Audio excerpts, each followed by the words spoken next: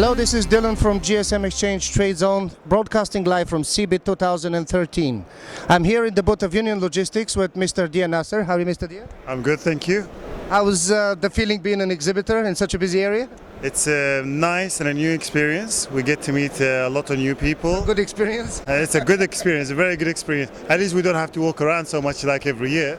So this year is good in that sense, and it's given us a lot of space to talk about the stuff on a much easier level as well, on a much mature level. So much more business oriented. Exactly, yeah, absolutely. Okay. So building on that, tell us a bit more about your company, Union Logistics. It's very interesting that we are with a logistics company.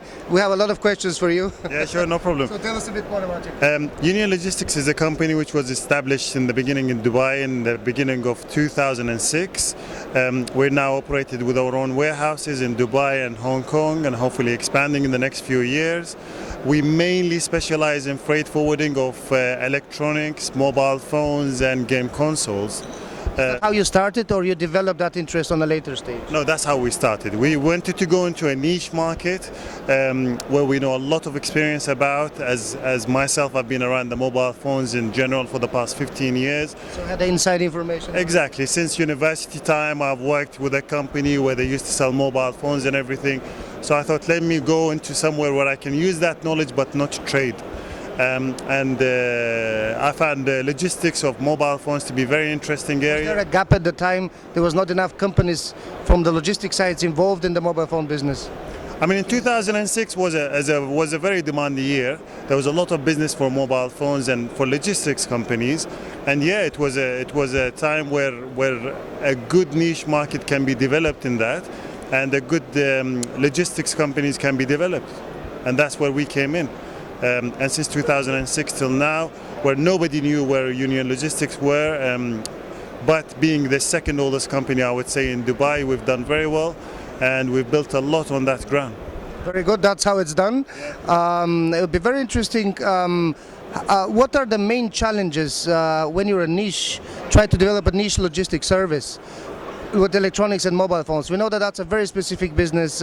Traders are, they have, the different approach to trading than other commodities. What are the major challenges that you have encountered, be it Union Logistics and dealing with mobile phone logistics?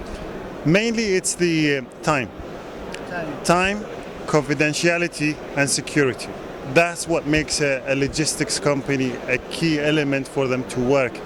Because with the mobile phone industry, prices are keen on dropping quickly because of the trade. So therefore, time is of an essence, where you have to do things very quickly, clear the shipments, deliver the shipments. Again, with that comes confidentiality. A trader doesn't want to know everybody that he's selling his stock in Dubai or in Hong Kong or shipping it. Is his business. He doesn't want anybody to know where he's buying from, who is he selling for, what the price he's buying for, what the price he's selling for. Obviously, we know all this information, and we have to keep it very secretive in protecting his business. Security comes where we look after his stock, so nothing goes missing, nothing goes damaged, nothing gets given to the wrong people, and so on. So, as I say, always confidentiality, speed, and... So time, in a sense, is your best friend and your worst enemy. Exactly. I mean, it works always with us if we can do things quickly. If we can't do something quickly, then it works against us. The trader obviously doesn't want to use our service if we're slow. If we're quick, then they want to do that. Being in business since 2006, obviously you've seen a lot of up and downs, a lot of development, a lot of things has fallen behind. So how did the logistics in this respect evolve? What has changed in a good or in a bad way? Just share with us. In a good way, it has matured more. We understand now a lot of what the traders actually want. We understand how their business is conducted. We know when there is, let's say, a busy time, people are willing to buy and sell more, so the stock move around quickly. Obviously, but that gives us more challenges in the sense of securing airspace, securing the right time to move the stock. When it's slower for the traders, it's easier on us because obviously less pressure is involved. So in the sense that from 2006 till now, the business has developed in a better way, and it taught us a lot in the process. Following on the prices that they usually, they're very volatile. Obviously, they're dependent on the currency fluctuations, and we have been getting reports that the price drops actually is happening faster, and the time span is actually shorter and shorter. Doesn't that put extra pressure on you? Yeah, of course. I mean, we are the middlemen. Or let's put it this way, You're always in trouble. Yeah, we're always in trouble. We're the guy who's connecting A to B, and we're the guy in the main line. You know, when a shipment lands, you have to deliver it quickly, and you have both pressure from supplier and the customer that we have to move things quickly for them in order for them to get their stock and sell it. And obviously, they don't want any delays because, as you said, the prices are falling all the time, and it all depends also not just on the demand on the currency sometimes, because obviously the guys in Dubai, for example, buying from Europe or from the US or from the UK, and all use different currencies. So even a few hours can make a huge change in the price. And that's why we have to do things very quickly, and we've been very good at it since we've started, because we figured out that's what they want. Give them what they want, and that keeps. And that's the only way that we can survive as well. Because as I said, we're not selling a product, we're selling ourselves, we're selling our service. So if we can't deliver the service, then we can't deliver anything else. Having said that, there's two things that spring to my mind. That first, that it's a great advantage that you knew the mobile phone industry from the beginning, and then you kept finding out more and more about it. That kept you really on a par with whatever's happening. And secondly, it's really interesting to find out is on the logistics side.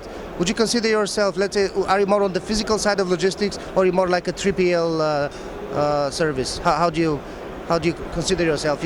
You're more of a consultant of logistics, or you deal with A to B with your own resources? Because that's very interesting. I consider myself, I think, to be a trader, but not making any money. So I'm like the Safehouse for both sides, you know, and I'm the guy who makes money out of these guys making money. Like a clearinghouse. Exactly. So I'm the Safehouse. I connect A to B, make sure everything is okay, the deal is confidential, everything is done the proper way. No one is losing money, nobody's cheating anyone. And that's where we come in. That's how we became successful. That's how we became known, you know. So in essence, it's just us helping everyone and helping all our customers and suppliers to conclude a certain deal, and that's where everybody's happy and we're happy. Okay, that sounds good. And last but not least, it's your feedback is a special value for us, because you're not exactly a trader, as you said. You're a logistics company. So from your perspective, how do you think GSmExchange helped you, or how did you benefit from GSmExchange service or being present with us on big trade shows? What exactly do you think is the best? I'll put it in a simple way. I would say GSM need to steal the phrase of Nokia, where they used to say Nokia connecting people. It should be GSmExchange connecting people, and that's what you guys do. You do a very good job at it. You connect people, you advertise for us. I mean, we don't have anything on your trading board, but we use your advertising to get through to customers, and you help us in the sense that you remind our customers of who we are. And obviously you give recommendations also and everything. So that's what's good about GSmExchange. Let's say they're the true face of the trader. So if somebody doesn't know someone, you can even ask you guys, and then you tell them who they really are, whether they're big, small, nice people, not nice people. You have no choice, you have to be strict. I know, yeah, exactly. And if you don't tell the truth, you're in trouble as well. Integrity is everything, reputation. Yeah, exactly. So we try to keep it nice and simple and confidential and true and honest with everyone.